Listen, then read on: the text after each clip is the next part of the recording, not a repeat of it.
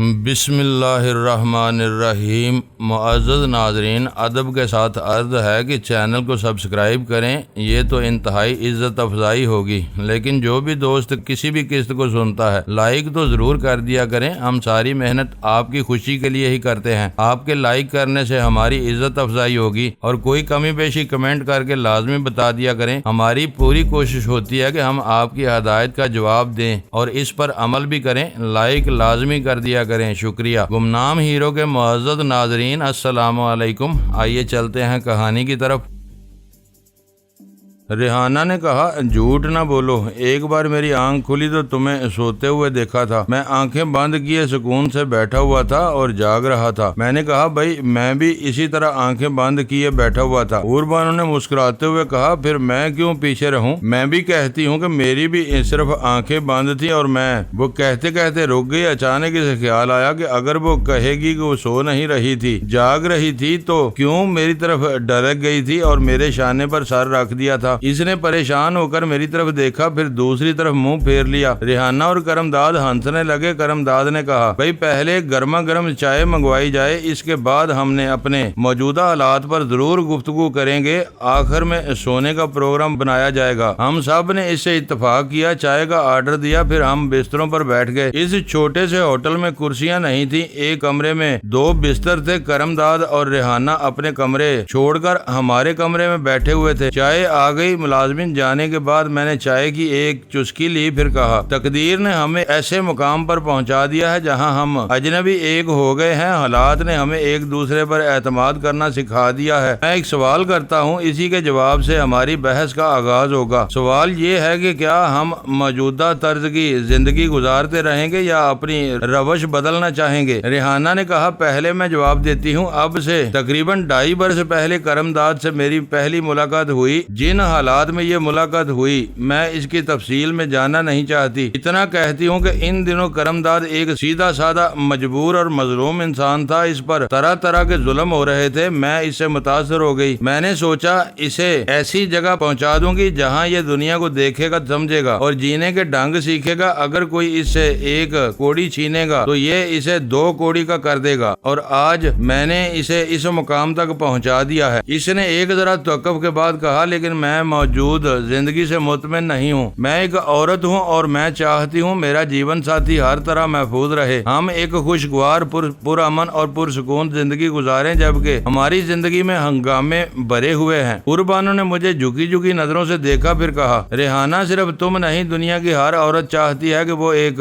پرسکون گھریلو زندگی گزارے، وہاں اس کا چاہنے والا شوہر ہو اور اس کے پیارے پیارے بچے ہوں۔ ہماری دنیا بچوں سے شروع ہوتی ہے، کبھی ہم بھی بچے تھے اور ہمارے بڑے بھی بچے تھے، لہذا جب یہ دنیا بچوں کے لیے ہے، بچوں سے شروع ہوتی ہے، اور ہم اس دنیا کو بچوں کے حوالے کر کے چلے جاتے ہیں، تو ہمیں سوچنا چاہیے کہ یہ قتل و غارت گری، یہ تخریب کاری بچوں کی معصومیت کو قائم رہنے دیں گے؟ میں نے کہا، میں اس مرد کو مرد نہیں سمجھتا جو اپنی بیوی اور بچوں کی حفاظت نہ کر سکے اور انہیں ایک پرسکون اور خوشگوار زندگی کے ذرائع فراہم نہ کر سکے۔ کرمداد نے کچھ نہ سمجھتے ہوئے ہمیں باری باری دیکھا، پھر کہا، میں بات کچھ اور کرنا چاہتا تھا، تم لوگوں نے پتہ نہیں کیسی باتیں چھیڑ دی ہیں۔ تم جو کہنا چاہتے ہو اس کا تعلق ان باتوں سے ہے جو یہ عورتیں کہہ رہی ہیں، اس لیے کہ عورتیں اپنے گھر کو، اپنی دنیا کو آباد رکھنا چاہتی ہیں، یہ ان کا پہلا فرض ہوتا ہے۔ کرمداد، کیا تم ریحانہ کے ساتھ ایک اچھی پرسکون زندگی گزارنا نہیں چاہتے؟ کیا تم چاہتے ہو کہ ہمیشہ دشمنوں کا کھٹکا لگا رہے، تم کسی کام سے باہر جاؤ، ریحانہ تنہا رہ جائے اور تمہارے دماغ میں یہ اندیشہ جڑ پکڑتا رہے کہ تمہاری غیر موجودگی میں کوئی ریحانہ کو جانی نقصان پہنچا سکتا ہے؟ مختلف تنظیموں کے مختلف دشمن، کون کب لا علمی میں حملہ کرے گا،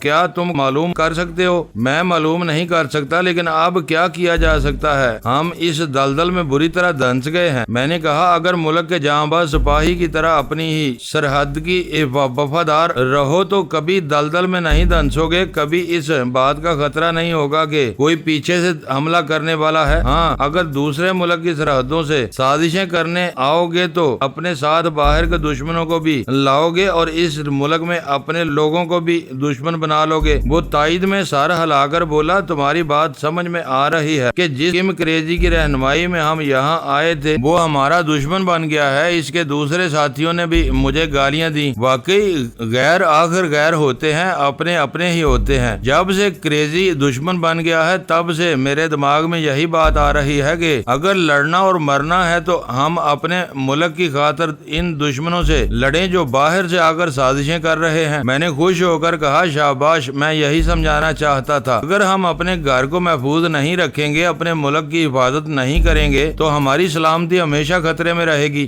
बानो ने कहा, लेकिन हम 4 हैं और दुश्मन शैतान की आंत की तरह फैले हुए हैं। हम सिर्फ 4 नहीं हैं, हम पाकिस्तान में हैं। पूरा पाकिस्तान हमारे साथ है। क्या पुलिस और इंटेलिजेंस वाले हमारा साथ देंगे? हर शोबे में कुछ बुरे लोग होते हैं और कुछ अच्छे होते हैं। हम अच्छे लोगों का तावन हासिल करने की कोशिश करेंगे। क्या हमें इस सिलसिले में आला अफसरान से राब्ता कायम करना चाहिए? जरूर करना चाहिए। हम अपनी नींद पूरी करेंगे, फिर यहाँ के इंटेलिजेंस के डीजी रशीद अहमद से राब्ता कायम करेंगे। मुझे इनका फोन नंबर मालूम है। मुझे खुर्शीद अहमद साहब का फोन नंबर मालूम नहीं था। मैंने यूं ही कह दिया था। जब वो सब मुतमिन हो गए, रेहाना और करमदाद अपने कमरे में सोने के लिए जाने लगे तो बानो ने परेशान होकर कभी इन्हें और कभी मुझे देखा। मैंने कहा, रेहाना तुम अपने कमरे में बानो के साथ जाओ, करमदाद मेरे पास रहेगा। रेहाना इसे अपने साथ ले गई। करमदाद मेरे ही कमरे में दूसरे बिस्तर पर लेट गया। हम थोड़ी देर तक बातें करते रहे, फिर हमने मुंह फेर कर करवट बदली और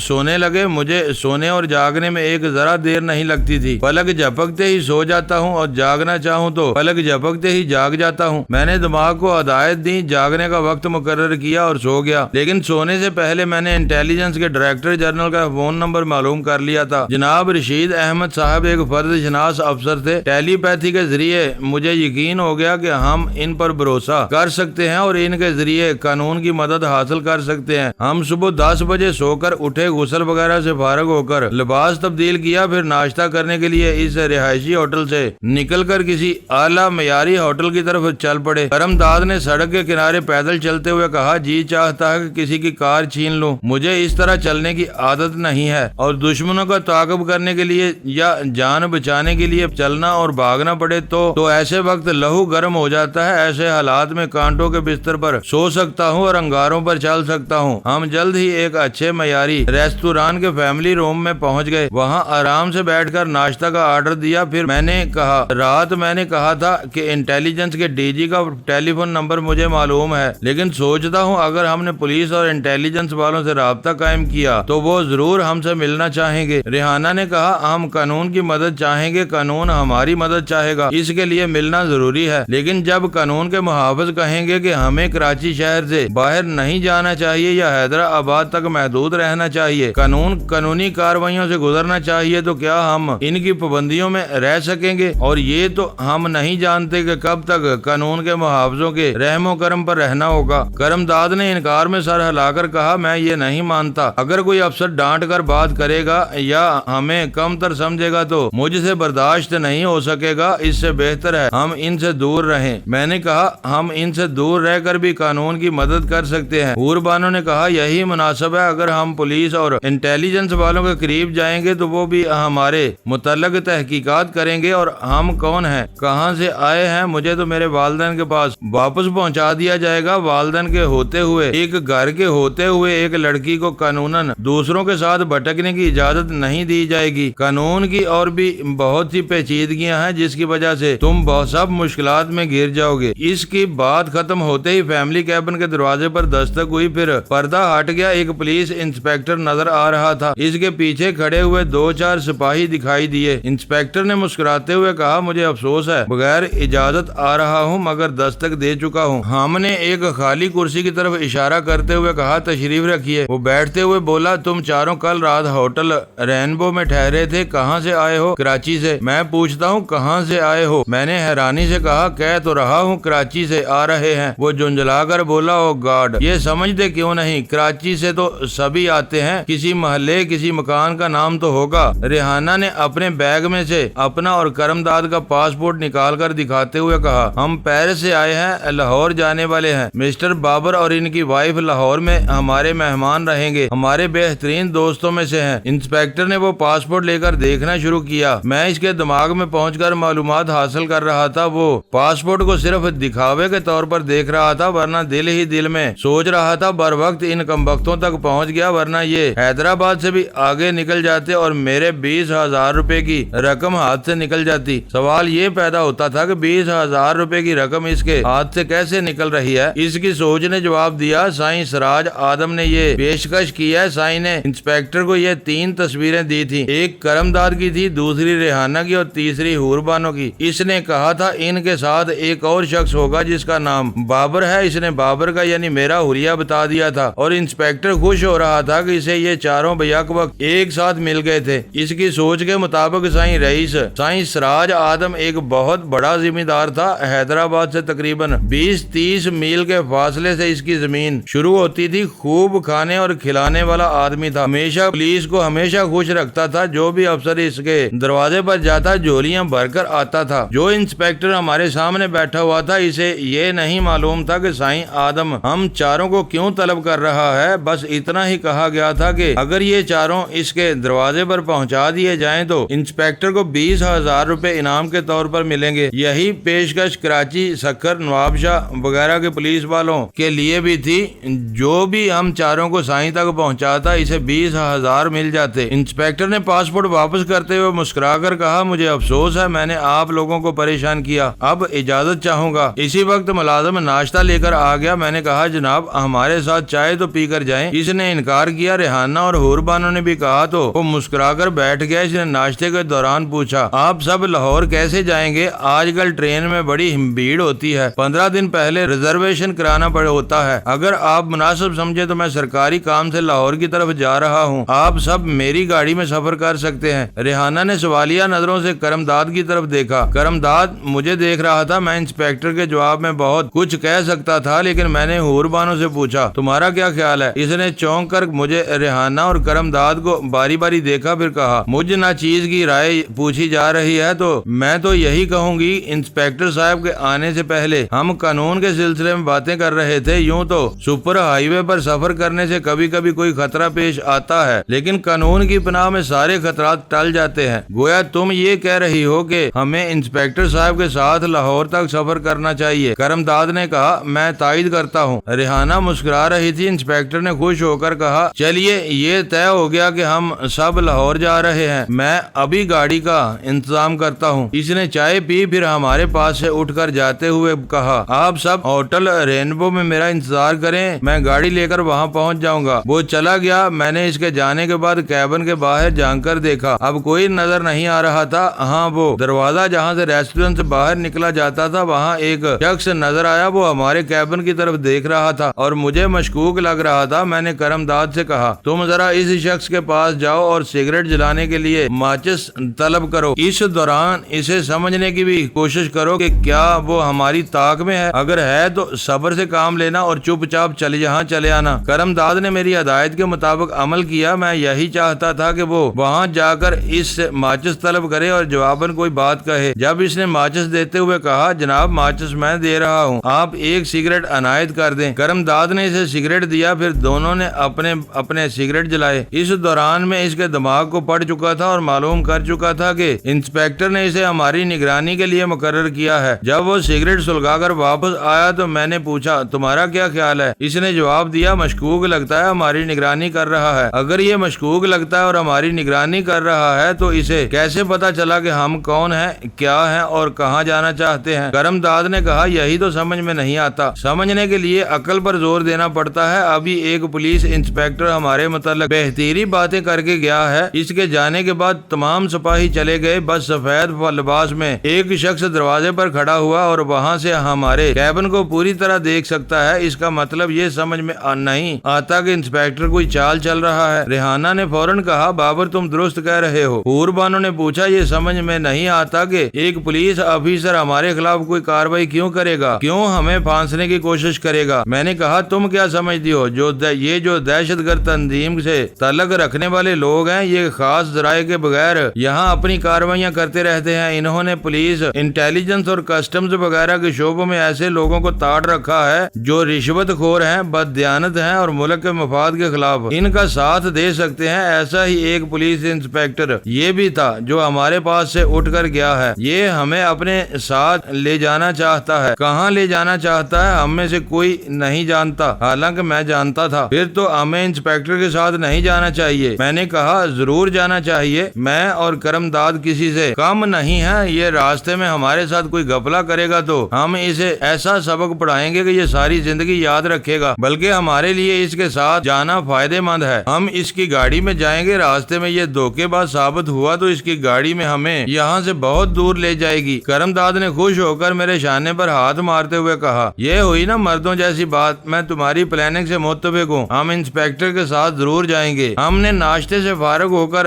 بل ادا کیا, پھر ہوٹل رینبو میں آ کر اپنا سامان پیک کیا. اتنے میں انسپیکٹر آ گیا. اس نے کہا بھائی تیار ہو, میں گاڑی لے آیا ہوں. ہم اس کے ساتھ ہوٹل سے نیچے اترے, گاڑی میں سوار ہو گئے. وہ ایک 6 سیٹر ویگن تھی. اسٹیئرنگ سیٹ کے ساتھ ایک اور شخص بیٹھ سکتا تھا. وہاں پولیس انسپیکٹر بیٹھ گیا. اس کے ساتھ والی سیٹ پر حور بانو, ریحانہ اور کرم داد بیٹھ گئے. ان کے پیچھے والی سیٹ پر میں 2 سپاہیوں کے ساتھ بیٹھ گیا. دونوں سپاہی اور پولیس انسپیکٹر مسلح تھے. میں نے سر گھما کر دیکھا. پچھلا دروازہ ضرورت کے وقت کھولا جا سکتا تھا. ہمارے سفر شروع ہو گیا. پہلے ہم ہائی وے پر چلتے رہے. کئی میل تک جانے کے بعد پولیس کی ایک جیپ آتی دکھائی دی. اس نے اشارے سے رکنے کے لیے کہا. ہماری گاڑی رک گئی. اس جیپ سے ایک انسپیکٹر نے اتر کر ہماری گاڑی کے انسپیکٹر سے کہا, آگے ایک مرڈر کیس ہو گیا ہے. 1 فرلانگ فاصلے پر بائیں جانب کچا راستہ گیا ہے. ادھر آگے جا کر گوٹ ملنگ کے علاقے میں آپ معلومات حاصل کریں. آپ کو کیس کی پوری تفصیل معلوم ہو جائے گی. میں چاہتا ہوں آپ وہاں موجود رہیں. میں ابھی پولیس پارٹی لے کر پہنچتا ہوں. یہ کہہ کر وہ چلا گیا. انسپیکٹر نے پلٹ کر کہا, ایک ذرا فرائض کی مجبوری ہے. اگر تم لوگوں کو اعتراض نہ ہو تو ہم پہلے گوٹ ملنگ چلیں گے, اس کے بعد اپنے راستے پر لگ جائیں گے. ویسے ہم جلد ہی لاہور پہنچ جائیں گے. میں نے کہا فرائض کو ہمیشہ اولویت دینی چاہیے. آپ ضرور گوٹ ملنگ چلیں. گاڑی آگے بڑھ گئی. میں سمجھ رہا تھا کیا چال ہے. دراصل جو جیپ کار ہماری طرف آئی تھی اور اس میں جو پولیس انسپیکٹر بیٹھا ہوا تھا وہ نقلی انسپیکٹر تھا, اور پلاننگ کے مطابق اس نے آ کر وہی بات کہی تھی جو پہلے سے طے شدہ تھی, تاکہ ہمیں گوٹ ملنگ کی طرف لے جایا جا سکے. میرے آس پاس 2 سپاہی بیٹھے ہوئے تھے. ان کے پاس رائفلیں تھیں. میں ایک سپاہی سے باتیں کرنے کے بعد اس کے دماغ پر قابض ہو گیا. اس نے چپکے سے اپنی رائفل کھڑکی سے باہر پھینکی, باہر نکال پھر اسے پھینک دیا. میں تھوڑی دیر تک اس کے دماغ پر قابض رہا, پھر اسے آزاد چھوڑ دیا. اسے احساس تک نہ ہوا کہ اس کے ساتھ کیا ہو چکا ہے, کیونکہ پہلے اس کی رائفل ایک طرف رکھی ہوئی تھی. وہ آرام سے سیٹ کی پشت سے ٹیک لگا کر بیٹھا ہوا تھا, اس لیے دھیان رائفل کی طرف نہیں گیا. میں نے دوسرے سپاہی کے ساتھ بھی یہی طریقہ کار اختیار کیا. جب دونوں نہتے ہو گئے تو میں نے انسپیکٹر کی خبر لی. اس سے پوچھا, انسپیکٹر صاحب آپ ہمیں گوٹ ملنگ کیوں لے جا رہے ہیں؟ بھائی میں نے کہا نا, وہاں ایک ضروری کام آن پڑا ہے. اگر ہم انکار کرنا چاہیں تو. اسی وقت انسپیکٹر نے ہولسٹر سے ریوالور نکالا. میں نے کرم داد کے دماغ میں پہنچ کر اسے مسترد کر دیا. اس نے فوراً ہی اگلی سیٹ کی طرف جھک کر انسپیکٹر کے ایک ہاتھ پر ہاتھ رکھا, اس کی کلائی کو مضبوطی سے اپنی گرفت میں لیا اور دوسرے ہاتھ سے اس کی گردن دبوچ لی. پھر کہا, میرا یار تم سے کوئی سوال کر رہا ہے اور اس کا جواب میں تم ریوالور نکال رہے ہو, بات کیا ہے؟ اس نے کہا, اگر تم خیریت چاہتے ہو تو مجھے چھوڑ دو, ورنہ میرے سپاہی تمہیں گولی مار دیں گے. میں نے کہا, کرم داد اس کی باتوں میں نہ آنا. یہ میرے آس پاس بیٹھے ہوئے سپاہی نہ جانے کیوں اپنی اپنی رائفلیں کھڑکی سے باہر پھینک چکے ہیں. میری سمجھ میں نہیں آتا یہ کیا ہو رہا ہے. اس نے انسپیکٹر کی گردن کو اور مضبوطی سے جکڑتے ہوئے کہا, میں سمجھ گیا ہمارے خلاف چالیں چلی جا رہی ہیں. انسپیکٹر تم اپنی خیریت چاہتے ہو اور اپنی سلامتی چاہتے ہو تو سچ اگل دو. میرے آس پاس بیٹھے ہوئے دونوں جوان اپنے صاحب کی مدد کے لیے اٹھنا چاہتے تھے. میں نے دونوں کوہنیاں ان کے پیٹ میں ماری. وہ کراہتے ہوئے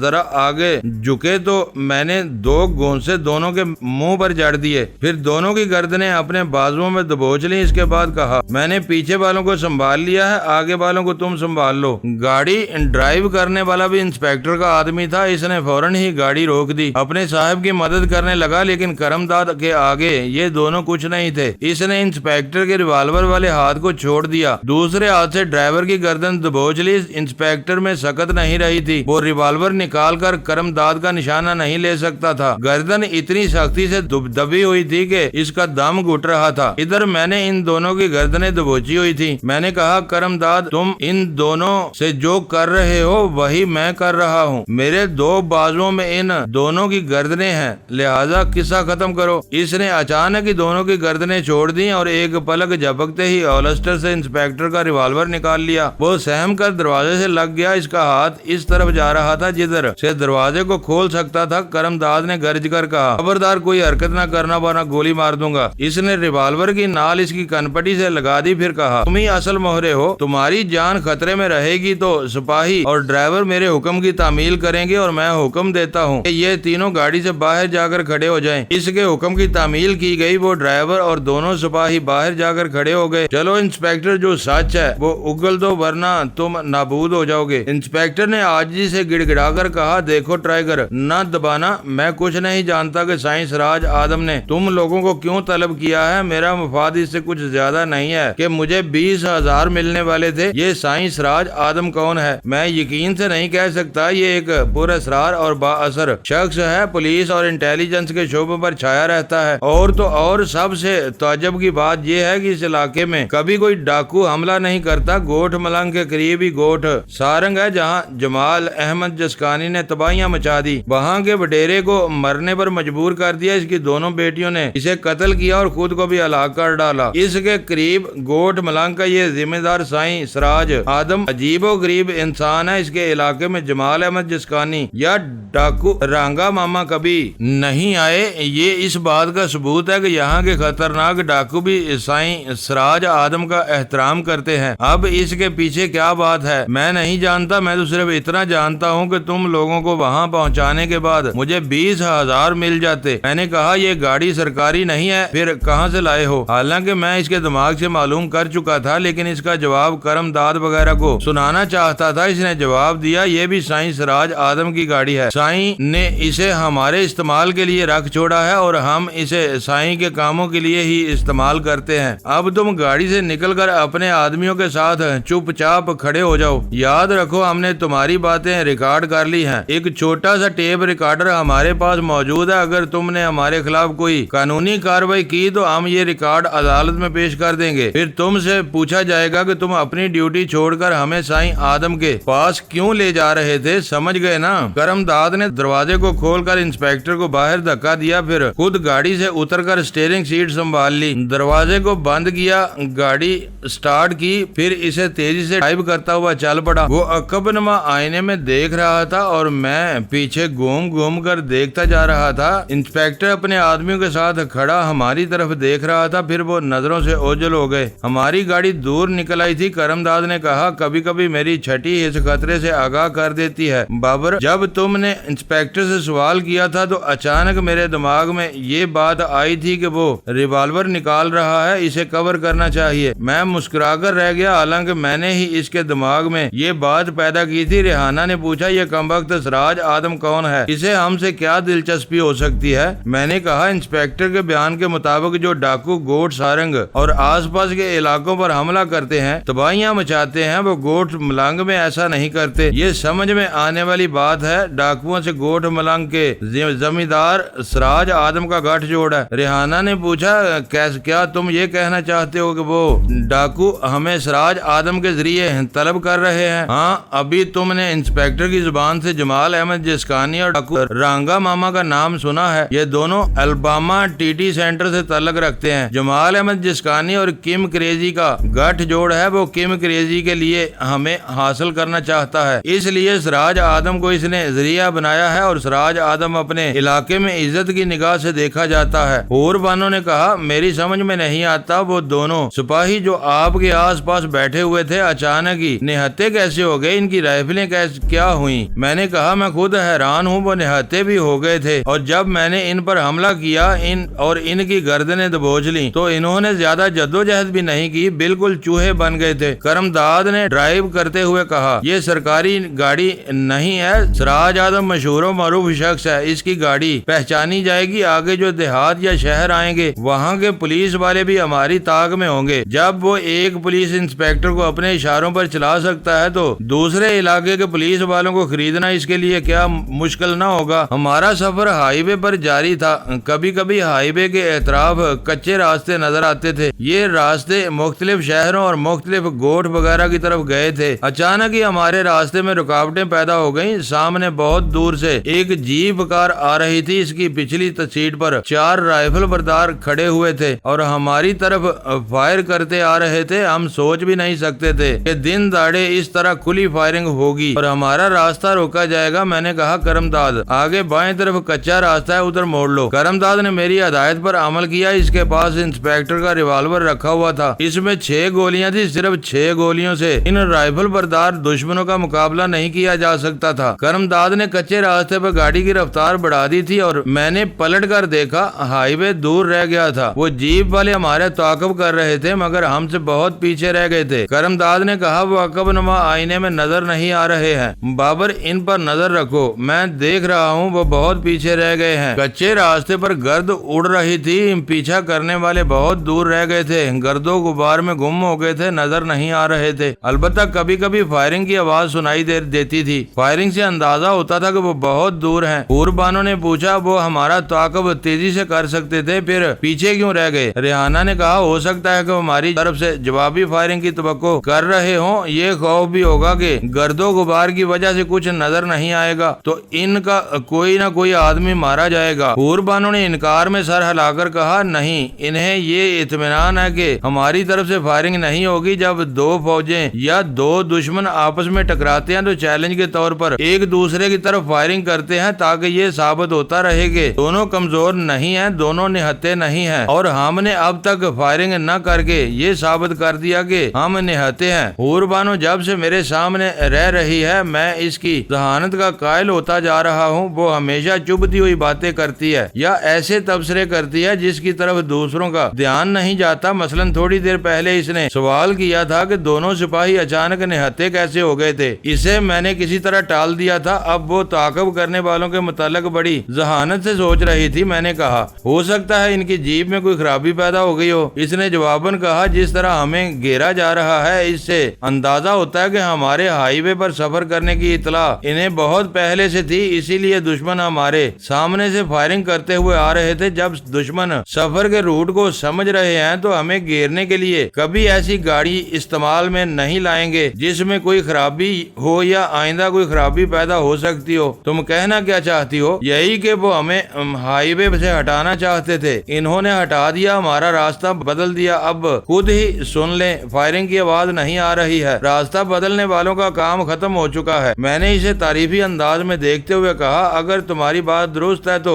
جلد اس کی تصدیق ہو جائے گی۔ کرمداد اسی تیز رفتاری سے ڈرائیو کرتا جا رہا تھا۔ آگے جا کر وہ کچا راستہ 2 حصوں میں تقسیم ہو گیا تھا، ایک راستہ جنوب مغرب کی طرف جاتا تھا اور دوسرا مغرب کی طرف۔ ہم نے دیکھا جنوب مغرب کی سمت جانے والے راستے سے ایک اور تیز رفتار جیپ چلی آ رہی تھی۔ اس جیپ کے پچھلے حصے پر 20 چاند رائفل بردار کھڑے ہوئے تھے اور ہمیں دیکھتے ہی فائرنگ شروع کر دی تھی۔ اب ہمارے سامنے صرف وہی راستہ تھا جو مغرب کی طرف جا رہا تھا، ہم اس جیپ والے راستے کی طرف نہیں جا سکتے تھے۔ کرمداد ہماری گاڑی کو اسی سمت لے جانے لگا جو مغرب کی طرف جا رہا تھا۔ ہم فائرنگ کی زد سے دور نکل گئے تھے مگر وہ جیپ ہمارے تعاقب میں لگے ہوئے تھے۔ اب سڑک پر زیادہ گرد نہیں اڑ رہی تھی، ہماری آس پاس ہریالی نظر آ رہی تھی۔ ہماری تیز رفتاری ہمیں رفتہ رفتہ گھنے جنگل میں لیے جا رہی تھی۔ ہم نے دیکھا تعاقب کرنے والے پھر پیچھے رہ گئے تھے۔ پور بانو نے کہا میں پھر پیشن گوئی کرتی ہوں، یہ پیچھے رہ جائیں گے اور گم ہو جائیں گے۔ تھوڑی تھوڑی دیر بعد اس وقت تک فائرنگ کرتے رہیں گے جب تک کہ ہمیں آواز سنائی دیتی رہے، اور یہی ہو رہا تھا۔ کبھی کبھی وقفے سے فائرنگ ہوتی تھی، پھر خاموشی چھا جاتی تھی۔ تقریباً 15 منٹ کے بعد آواز بالکل ختم ہو گئی۔ میں نے پور بانو سے کہا شاباش، تم بیدار ذہن رکھتی ہو، حالات کا فوری تجزیہ کر کے ایک خاص نتیجے تک پہنچ جاتی ہو۔ واقعی وہ ہمیں اپنے راستے پر لگا رہے ہیں، ادھر جانے پر مجبور کر رہے ہیں جہاں وہ پہلے سے ہمارے منتظر ہوں گے۔ کرمداد نے پوچھا کیا گاڑی واپس گھما لوں؟ کوئی فائدہ نہیں ہوگا، کچے راستے پر وہ جیپ والے موجود ہوں گے، اگر ان سے مقابلہ کر کے واپس جائیں گے تو دوسرے جیپ والے بھی ہمارا راستہ روکیں گے۔ جب وہ ہمیں گھیر رہے ہیں اور اپنے ہی راستے پر آہستہ آہستہ ہانکتے لے جا رہے ہیں تو اس کا انہوں نے پہلے سے مکمل انتظام کر رکھا ہوگا۔ اپنے آپ کو حالات پر چھوڑ دو اور آگے بڑھتے رہو، دیکھیں آگے کیا ہوتا ہے۔ آگے وہی ہوتا ہے جو ہونا چاہیے، لیکن ہم ہونی کو سمجھتے ہوئے بھی اس پر توجہ نہیں دیتے۔ تقریباً آدھے گھنٹے کی ڈرائیونگ کے بعد گاڑی جھٹکے کھانے لگی، رکنے لگی، پتہ چلا پیٹرول ختم ہو چکا ہے۔ یہ سمجھ میں آنے والی بات ہے کہ گاڑی गाड़ी चलती रहेगी तो पेट्रोल खर्च होते होते खत्म हो जाएगा, लेकिन हम दुश्मनों से दूर निकल जाने की धुन में ये भूल गए थे, और अगर याद भी रखते तो पेट्रोल कहाँ से हासिल कर सकते थे। इन्होंने शायद इसीलिए हमें सुपर हाईवे से हटा दिया था कि हम किसी पेट्रोल पंप तक न पहुंच सके। जब हैदराबाद से सफर शुरू किया था तो इस वक्त ये गाड़ी हमारे कब्जे में नहीं थी, वरना हम गाड़ी की टैंकी जरूर चेक करते और इसे फुल करा लेते। हम गाड़ी से बाहर आ गए। करमदाद ने गुस्से से गाड़ी को एक लात मारी। रेहाना ने पूछा, गुस्सा क्यों दिखा रहे हो? अगर पेट्रोल होता तो कहाँ जाते? ज्यादा से ज्यादा और घने जंगल में पहुंच जाते। हमने चारों तरफ देखा, हरियाली ही हरियाली थी। दूर छोटी छोटी पहाड़ियां थी, कितने ही दरख्तों पर परिंदे बोल रहे थे जैसे हमें खुश आमदीद कह रहे हो। हमसे बहुत दूर कई जंगली भेड़ें नजर आई जिन्हें अड़ियाल भी कहा जाता है। ये जानवर सिंध के जंगलों में बकसरत पाए जाते हैं। अचानक ही हुरबानो चीख मारकर मेरे पास आ गई और एक तरफ इशारा किया। हमने देखा एक अजीमुज्जुस्सा अजदहा था, तकरीबन 10 फुट लंबा होगा। हमें देखते ही जमीन में सुराख करके अंदर जाने लगा। यूं लगा जैसे जमीन इसे निगलती जा रही हो। वो गुम होता जा रहा था, फिर देखते ही देखते यूं गायब हो गया जैसे कभी हमारे सामने नहीं था। हमने जिंदगी में पहली मर्तबा ऐसा सांप अजदहा देखा था जो देखते ही देखते जमीन में सुराख करके अंदर चला जाता था। बाद में पता चला कि सिंध के जंगलों में इस जानवर को मोरखोर कहते हैं। रेहाना ने परेशान होकर कहा, ये हम कहाँ आकर फंस गए, हमें वापस जाना चाहिए। हुरबानो ने कहा, हम जो हमें यहाँ आने पर मजबूर कर चुके हैं इन्होंने वापसी का रास्ता भी बंद कर दिया होगा। करमदाद ने कहा, बहरहाल हमें वापस तो जाना ही होगा। इस रिवाल्वर में 6 गोलियां हैं। मैं इस पर भरोसा नहीं करता, बल्कि अपने हौसले और अपने सलाहियतों से काम लेकर यहाँ से निकलना होगा। हमने गाड़ी के अंदर से अपना सामान निकाल लिया। सामान ही क्या था, सफरी बैग थे जिन्हें हमने कंधों से लटका लिया। हुरबानो के पास एक अटैची थी। मैंने कहा, इस गाड़ी की डिग्गी खोल कर देखना चाहिए, हो सकता है कि हमारी जरूरत का कोई सामान मिल जाए। करमदाद ने इसकी डिग्गी खोली। वहाँ रस्सियों का एक बंडल और 2 कुल्हाड़ियां नजर आई। प्लास्टिक का एक बड़ा सा डिब्बा था जिसमें पेट्रोल रखा जाता है। हमने इसे फौरन ही खोल कर देखा तो पेट्रोल नहीं था, पानी भरा हुआ था। मैंने कहा, इन कुल्हाड़ियों और रस्सियों के बंडल से पता चलता है कि ये गाड़ी अक्सर इन ही जंगलात से गुजरती है। करमदाद ने रस्सी के बड़े से बंडल को अपने शाने पर लाद लिया। एक कुल्हाड़ी इसने उठाई, दूसरी मैंने। रेहाना ने पानी से भरे हुए प्लास्टिक कैन को उठा लिया। फिर हम वहाँ से वापसी के रास्ते पर चलने लगे। इस घने जंगल में भटकने वाले शादो नाजर ही वहाँ से निकल पाते होंगे। हमारे लिए सिर्फ वही एक कच्चा रास्ता था जो हमें हाईवे तक पहुँचा सकता था। अभी हमने सिर्फ 1 फरलांग का फासला तय किया था, अचानक फायरिंग की आवाजें आने लगी। आवाजों से अंदाजा होता था कि वो हमसे ज्यादा दूर नहीं है। ऐसी सूरत में हमें पनाह लेने के लिए मुख्तलिफ दरख्तों और टीलों के पीछे जाना पड़ा, यानी इस कच्चे रास्ते को छोड़ना पड़ा। मैंने कहा, करमदाद, सिर्फ इस हालत में फायर करना जब कोई मुसल्लह दुश्मन निशाना बन सके। मैं यही करूंगा। 6 गोलियां मेरे रिवाल्वर से निकलेंगी और 6 हथियार हासिल होंगे। मैं एक गोली भी जाया नहीं करूंगा। हम पीछे हटते जा रहे थे, फायरिंग की आवाजें करीब आती जा रही थी। नतीजा ये हुआ कि हम इस कच्चे रास्ते से बहुत दूर निकल आए। दुश्मनों को मालूम था कि हमारे पास सिर्फ एक रिवाल्वर है। वो चाहते तो हमें चारों तरफ से घेर कर इस एक रिवाल्वर को छीन सकते थे या हमें कैदी बनाकर अपने साथ ले जा सकते थे। हुरबानो का अंदाजा कदम पे कदम दुरुस्त होता जा रहा था। वो फायरिंग के जरिए हमें हाँक रहे थे, किसी मखसूस मुकाम तक पहुंचाना चाहते थे। थोड़ी देर बाद हमने महसूस किया कि फायरिंग की आवाज नहीं आ रही है। हमने थोड़ी देर तक इंतजार किया, 10 मिनट, 15 मिनट, 20 मिनट, फिर आधे घंटे बाद यकीन हो गया कि अब फायरिंग नहीं होगी। दुश्मनों का काम पूरा हो चुका था। वो हमें कच्चे रास्ते से बहुत दूर हाँक चुके थे। सहपहर के 3 बजे थे। सूरज बड़ी आबोताब से चमक रहा था। धूप तेज थी और हम पसीना पसीना हो रहे थे। प्यास भी लग रही थी। सुबह हल्का सा नाश्ता किया था। भूख लग रही थी मगर बर्दाश्त की जा सकती थी। हुरबानो ने अपने खुश्क होंठों पर जुबान फेरते हुए कहा, मुझे प्यास लग रही है। इस प्लास्टिक के कैन को देखा गया, इसे खोलकर पहले सूंघा गया। रेहाना ने कहा, पेट्रोल की बूंद नहीं है, पानी भी साफ लगता है। मैंने इस पानी से अपनी उंगली को भिगोते हुए कहा, मैं जरा चख कर देखता हूँ।